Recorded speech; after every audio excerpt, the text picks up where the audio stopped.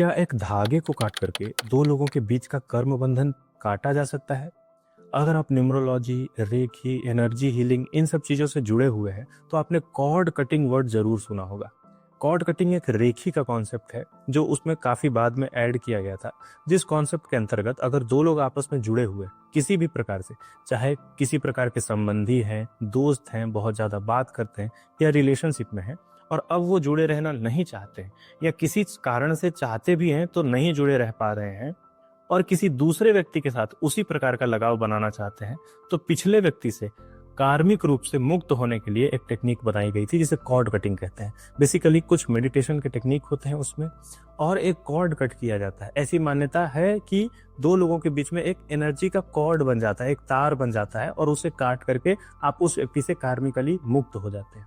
अब इस टॉपिक पर वीडियो बनाने का उद्देश्य मेरा ये है कि मैं आपको ये समझाना चाहता हूँ कि ना तो ये शास्त्रीय कॉन्सेप्ट है, ना ओरिजिनली इसे रेखी में इंट्रोड्यूस किया गया था। ये पूर्ण रूप से अशास्त्रीय और अंधविश्वास की कैटेगरी में आने वाला प्रोसेस है, क्योंकि ऐसा कई बार होता है कि हम कोई कॉन्सेप्ट शास्त्र से उठाते हैं, एक हिस्सा शास्त्र का कॉन्सेप्ट रहता है और उसमें एक हिस्सा अपनी मर्जी से कुछ ना कुछ जोड़ देते हैं, मनगढ़ंत बातें, और पूरा एक पैकेज बना लेते हैं।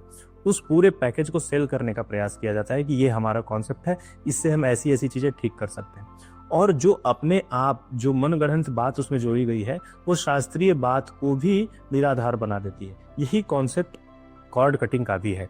जब हम अच्छे से समझने का प्रयास करते हैं किसी कार्मिक बंधन को, सच में शास्त्रों को देखने का प्रयास करते हैं, तो दो प्रकार के बंधन शास्त्रों में बताए गए हैं। एक तो कर्म बंधन है और एक ऋणानु बंधन। बहुत सारे लोग कर्म बंधन और ऋणानु बंधन को भी सेम समझते हैं, लेकिन ये दोनों बहुत अलग अलग चीज है। ऋणानु बंधन शब्द भी बहुत कम जगह पर प्रयोग होता है, कुछ तांत्रिक टेक्स्ट में मिलता है। विमलानंद करके एक तांत्रिक थे, उन्होंने ऋणानु बंधन शब्द पर बहुत जोर दिया था। लेकिन कर्म बंधन शब्द जो है वो प्रत्येक दर्शन में आपको देखने के लिए मिल जाएगा। मीमांसा दर्शन में भी मिलेगा, योग दर्शन में भी मिलेगा, सांख्य दर्शन में भी मिलेगा, भगवत गीता में भी कर्म बंधन प्रहास्यसी ऐसे करके आपको कई जगह पर कर्म बंधन का मेंशन मिल जाता है। तो कर्म बंधन पूर्ण रूप से शास्त्रीय कॉन्सेप्ट है, ऋणानुबंधन भी शास्त्रीय है, लेकिन उसका मेंशन कम जगहों पर मिलता है। दोनों में अंतर क्या है? संसार के साथ माया से जनित जितने भी गुण हैं उनके वश में आकर के जब व्यक्ति बंधन में बंधता है उसे कर्म बंधन कहते हैं। कर्म बंधन मुख्य रूप से अपने ही कर्मों से बंधने को कहा गया है। माया में जब व्यक्ति अपने ही कर्मों से बंधता है, जैसे काम, क्रोध, लोभ, मोह, मद, मात्सर्य, इस प्रकार के गुणों से जब व्यक्ति बंधता है तो वो कर्म बंधन है। इसमें व्यक्ति विशेष से कोई लेना देना नहीं है।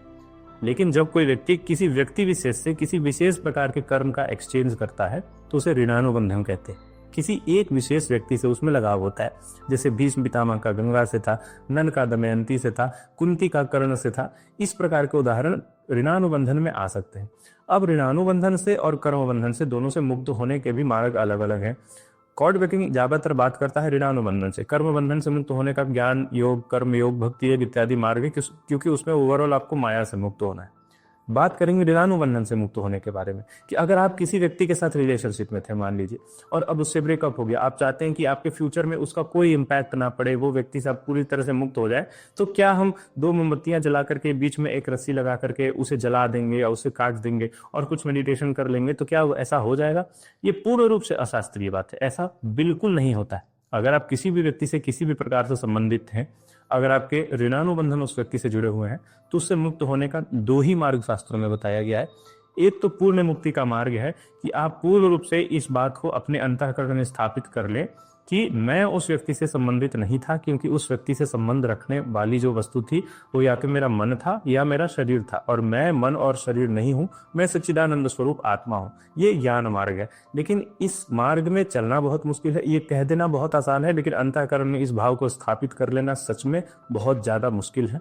और जो व्यक्ति ऐसा दृढ़तापूर्वक कर लेता है वो सभी बंधनों से मुक्त हो जाता है। किसी एक व्यक्ति के ऋणानुबंधन से नहीं, प्रत्येक व्यक्ति के ऋणानुबंधन से मुक्त हो जाएगा। तो ये प्रोसेस मुश्किल भी कहीं ज्यादा है, और ये मार्ग भी ऐसा है जो पूरे संसार से आपको मुक्त कर देगा। लेकिन दूसरा मार्ग, अगर आप अन्य बंधनों से बंधे रहना चाहते हैं, भविष्य में नए बंधन बनाना भी चाहते हैं, लेकिन किसी एक व्यक्ति से बना हुआ जो बंधन है सिर्फ और सिर्फ उसी ऋणानुबंधन से आप मुक्त होना चाहते हैं, तो उसके क्या उपाय बताए गए हैं शास्त्र में? उसका सिंपल उपाय है कि जितना गुण, जितने संस्कार आप उस व्यक्ति के साथ संबंध में आकर के उत्पन्न किए होंगे, वही गुण पुनः आपको उसी व्यक्ति की मेमोरीज देगा और उसी से व्यक्ति से बात करने की इच्छा उत्पन्न करेगा। तो जितने संस्कार एकत्रित हैं आपकी चेतना में उस व्यक्ति से संबंधित, जब जब वो संस्कार नया कर्म आपसे करवाना चाहेंगे तब तब आपको नया कर्म नहीं करना है। यानी संस्कार क्या करेंगे, जो संस्कार चित्त पर बने हुए हैं उस व्यक्ति से संबंध के कारण संस्कार क्या करेंगे, नया कर्म करवाना चाहेंगे आपको, फिर उससे बात कर लीजिए, फिर ऐसा कुछ कर लीजिए जिससे उस व्यक्ति से संबंध स्थापित हो सके। ये आपको नहीं करना है। और ये बार बार अभ्यास में लाने से धीरे धीरे जो वो कर्म है उसका संस्कार धीरे धीरे कम हो जाता है और इवेंचुअली वो जीरो हो जाता है। तब आप ऐसी स्थिति में पहुंच जाते हैं कि अब आपका उस व्यक्ति से ऋणानुबंधन नहीं है। लेकिन मोस्ट ऑफ द केसेस में ये भी संभव नहीं हो पाता है। अगर आपने किसी के साथ गलत किया है तो भी उसका परिणाम आपके सामने उपस्थित होगा, कुछ बहुत अच्छा किया है तो भी आपको उसका परिणाम उपस्थित होगा। मेंटली उससे बचने के यही उपाय हैं कि जब जब ऐसे संस्कार मन में उत्पन्न हो तो उस पर आप कोई रिएक्शन ना दें, कोई क्रिया ना करें उस संबंध में, तब आप धीरे धीरे उस संस्कार से मुक्त हो जाएंगे। अब कहने वाली बात यह है कि कई लोग सोचते हैं कि मैं कॉर्ड कटिंग करवा करके उस व्यक्ति से पूर्ण रूप से मुक्त हो जाऊंगा, और मैं इस बात का विरोध इसीलिए कर रहा हूं क्योंकि इसमें बहुत सारे फ्लॉज हैं। पहला कि पैसों का एक्सचेंज होता है, इसमें लोग पैसे देकर के सोचते हैं कि हाँ मैं इतना पैसा दे दूंगा और ऋणानुबंधन से मुक्त हो जाऊंगा। अगर आप पैसे देकर के ऋणानुबंधन से मुक्त हो जाते तब तो अगर 5,000 रुपये में एक व्यक्ति के ऋणानुबंधन से मुक्त हो रहे हैं और टोटल ऋणानुबंधन 200 लोगों का है तो 200 से 500 गुना कर देंगे और पूर्ण रूप से मुक्ति प्राप्त कर लेंगे, मोक्ष ही प्राप्त कर लेंगे। मोक्ष कभी भी खरीदा नहीं जा सकता है, मोक्ष बहुत लंबी साधना का परिणाम होता है, ठीक है। तो जो व्यक्ति पैसे ले रहा है या आप जिसे पैसे दे रहे हैं, उल्टा आपके साथ उसका एक कार्मिक कनेक्शन बन जा रहा है, क्योंकि पैसे के एक्सचेंज में जो प्रोवाइड कर रहा है वो आपको, उसमें कोई वैल्यू नहीं है। तो पहला तो कारण ये है कि पैसे की बर्बादी है, और दूसरा ये कि इसमें शास्त्रों की अवमानना होती है। अपने कर्म सिद्धांत शास्त्र से उठाया, ऋणानुबंधन का कॉन्सेप्ट शास्त्र से उठाया और उसमें एक मनगढ़ंत बात जोड़ दी कि 2 मोमबत्ती जला करके हम एक धागा जला देंगे और कॉर्ड कटिंग हो जाएगी। तो ये जो मनगढ़ंत बात आपने जोड़ी है, इसके कारण इस पूरे पैकेज की बदनामी, इस पूरे पैकेज को अंधविश्वास बोला जाएगा जब, तो शास्त्रों की भी अवमानना होगी। तो एक शास्त्रीय कॉन्सेप्ट के साथ मनगढ़ंत कोई बात जोड़ी जाती है जब, तो हमें उसका विरोध करना चाहिए, क्योंकि इससे शास्त्रों का भी अपमान होता है। और तीसरा कारण यह है कि अगर आप किसी थॉट पर मेडिटेट करते हैं, किसी भी व्यक्ति से रिलेटेड थॉट पर मेडिटेट करते हैं, तो उस व्यक्ति से रिलेटेड जो थॉट हैं वो कम नहीं होते हैं आपके मस्तिष्क में, वो कहीं ना कहीं और बढ़ते चले जाते हैं। शास्त्र में भी ऐसा कहा गया है कि अगर ऐसा हो कि आपको किसी ऋणानुबंधन से मुक्त होना हो तो धनात्मक या ऋणात्मक यानी कि पॉजिटिव और नेगेटिव किसी भी प्रकार का थॉट उस व्यक्ति के संबंध में लाने से बचें।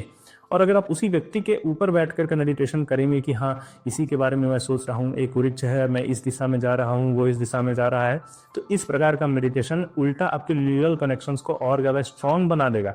तो जो करने गए थे आप, उससे उल्टा परिणाम उपस्थित हो जाएगा।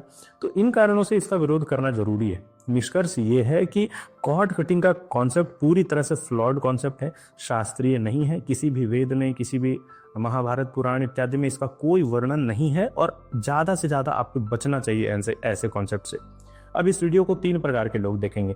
एक जो देखने से पहले भी कॉर्ड कटिंग में विश्वास रखते थे और देखने के बाद भी कॉर्ड कटिंग में विश्वास रखेंगे, उनका कुछ नहीं किया जा सकता है। और कुछ लोग ऐसे हैं जो पूर्ण रूप से इसको अंधविश्वास कहेंगे, कर्म सिद्धांत को भी अंधविश्वास कहेंगे, ज्योतिष शास्त्र को भी अंधविश्वास कहेंगे, उनका भी कुछ नहीं किया जा सकता है। लेकिन कुछ लोग ऐसे होंगे जो जिज्ञासु होंगे, जो मानते हैं कि मैं कंफर्म नहीं जानता हूं कि क्या सत्य है क्या सत्य नहीं है, और वो खोज रहे हैं। उन लोगों के लिए ये वीडियो है कि आप समझिए कि शास्त्रीय तरीके से ज्योतिष शास्त्र को पढ़ना, कर्म सिद्धांत को पढ़ना, ऋणानुबंधन को पढ़ना ये ठीक है, ये आपको मुक्ति के मार्ग पर भी ले जाता है और पूरी तरह से सत्य है। लेकिन इसमें जब अपने आप मनगढ़ंत चीजें जोड़ दी जाती हैं, जैसे कॉर्ड कटिंग, धागा कोई काट देना, उसके लिए पैसे लेना, ये पूरी तरह से अंधविश्वास भी है और अशास्त्रीय भी है।